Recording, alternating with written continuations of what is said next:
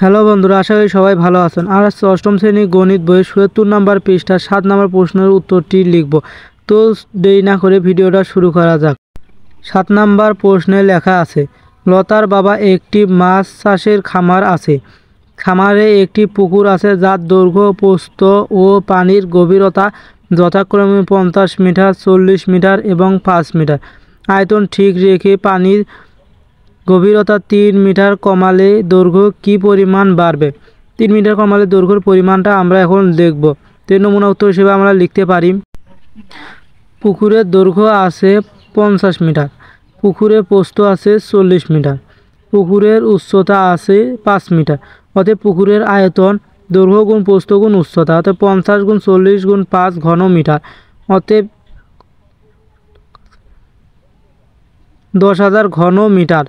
ধরি গভীরতা 3 মিটার কমালে দৈর্ঘ্য x মিটার বাড়ালে পুকুরের আয়তন অপরিবর্তিত থাকবে। এই ক্ষেত্রে দৈর্ঘ্য হবে 50 যোগ x মিটার, প্রস্থ হয় 40 মিটার।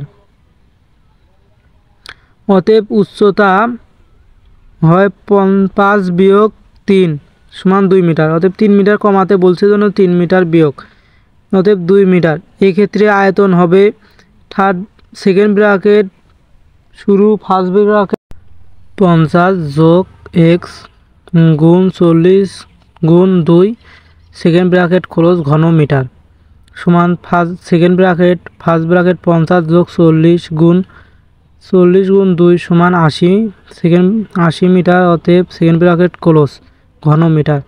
অতএব 50 যোগ x মানে এটার সাথে এটা গুণ করলে 4000 মিটার যোগ 80x ঘন মিটার।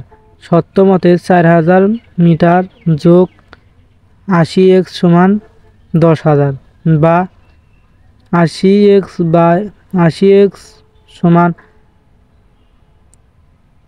10,000 মাইনাস 4000 বা 80x সমান 6000 বিয়োগ করলে 6000 হয়, বা x সমান ভাগ করা লাগবে 80 ভাগ 6000 সমান x সমান 75 মিটার। দৈর্ঘ্য বাড়ালে হবে 75 মিটার। আজকের ভিডিও এই পর্যন্ত, আবার দেখাবে অন্য কোনো ভিডিওতে। ধন্যবাদ। আমাদের চ্যানেলে নতুন হয়ে থাকলে চ্যানেলটিকে সাবস্ক্রাইব করবেন, পেজ হলে ফলো করবেন, আর ভিডিওটি ভালো লাগলে লাইক, কমেন্ট এবং শেয়ার করবেন। ধন্যবাদ।